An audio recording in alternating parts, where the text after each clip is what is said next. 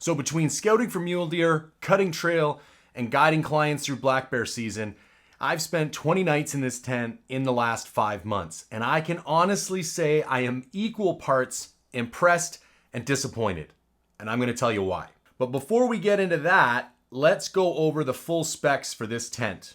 Retails for $419 USD. That's with the regular interior and the carbon poles. Weighs in at 35 ounces or 2 pounds, 6 ounces with stakes. Floor dimensions are 50 inches wide at the head, tapering to 29 inches at the foot. 23 square foot floor area, 42-inch internal height. Fly fabric is a 15D high tenacity Silpoly. The floor fabric is a 15D Silpoly. Poles are Easton carbon fiber. 2 kinds of YKK zippers, the Aqua Guards and the number 3s for the inner. There's 2 vents, comes with 8 stakes, and it's made in Vietnam. Now there are some variant pricings. If you get the regular interior with aluminum poles, you save a couple bucks, it's $369. Solid interior with carbon poles, $439. You can upgrade to carbon short poles for 25 bucks, and you can upgrade to the solid interior for 20 bucks. Now one of the things that I'm a big fan of is using Silpoly for shelters. 2 of my favorite manufacturers, Durston and Argali, both either exclusively use Silpoly or Dyneema in their shelters. I've said this a lot and I'm sticking to my guns. Silnylon is basically garbage. The only reason people are using it is that it's just a cheaper material. But it sags way more, it gets heavier when it's waterlogged, it doesn't have the durability. So for me, it's Silpoly or nothing. Now, unfortunately, not all Silpoly is created equal. And so I can show you exactly what I mean. Let's head outside. First things I like about this tent is the fly first pitch. So when you first get this tent, you're gonna have to attach the inner shell to the outer fly. But then once the outer fly is attached, you pitch it like that. And what that allows you to do is pitch it in the rain while maintaining the integrity of the inside of your tent so nothing else gets wet on the inside of your tent. The next thing that sticks out right away are these little magnetic toggles. So instead of dealing with these super frustrating, normally there's like loops with these little shock cord things, there's literally just pieces of Silpoly. They've got a little magnetic toggle and it's that easy. Strong enough to hold it there and you don't need 18 hands to undo it. Next, I want to talk about the kind of the storm worthiness of this tent. I haven't had it in like 60-mile-an-hour gale force winds yet, but the pole design creates an extremely solid structure. You can place a lot of downward force on it. It can blow back and forth. I don't have any of the guy lines just for demonstration purposes. It's not necessary.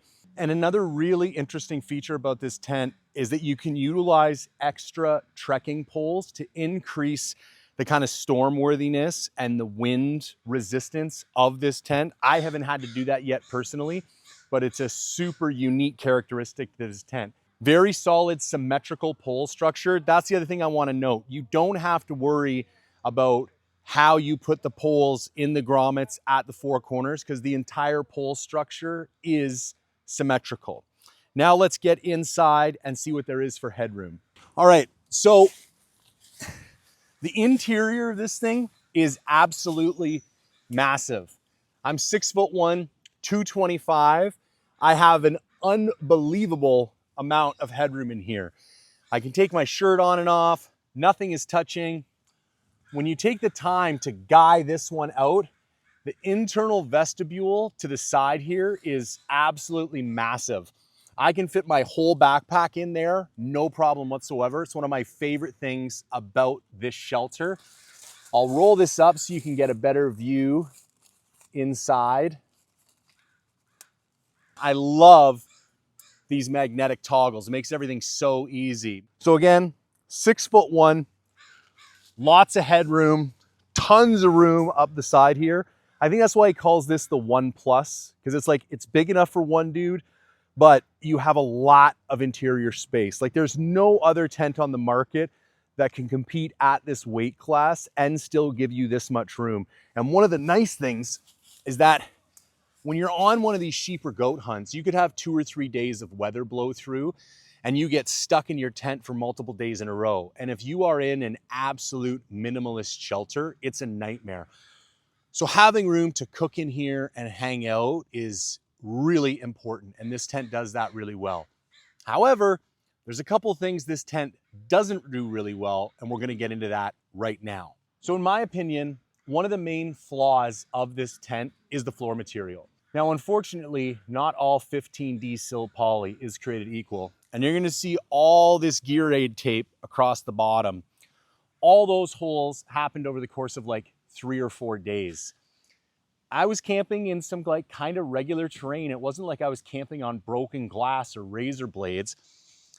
On 3 separate occasions, I popped holes in sleeping pads. I'm almost positive that's because of how thin this floor is. I had to apply almost 30 pieces of gear aid tape. And realistically, you should also apply a little seam sealer to the bottom just to make sure those holes are waterproof.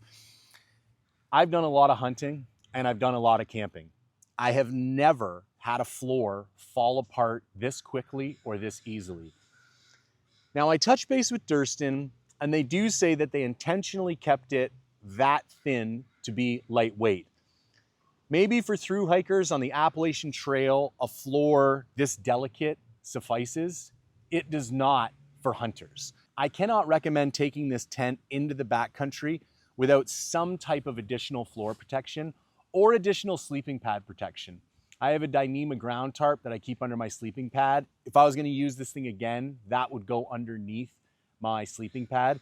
So if you're gonna use this for hunting, I highly recommend having some type of additional structure for the floor, whether that's inside to protect your sleeping pad or an outside ground sheet to protect the entire thing. Now, there's one more fault that I have with this tent. In general, I'm not a big fan of carbon poles. I tend to prefer aluminum. There is a coupler that goes through these 2 sections of carbon pole right here. And the second time I set this up, I think the glue must have let go and the coupler went from one pole into the other pole, and I went to set the tent up the next time and could not put these 2 together. Luckily, somehow I discovered that it slid down in the inside. I was able to get it out and field repair it. But it's just one of the reasons I don't like carbon poles in general.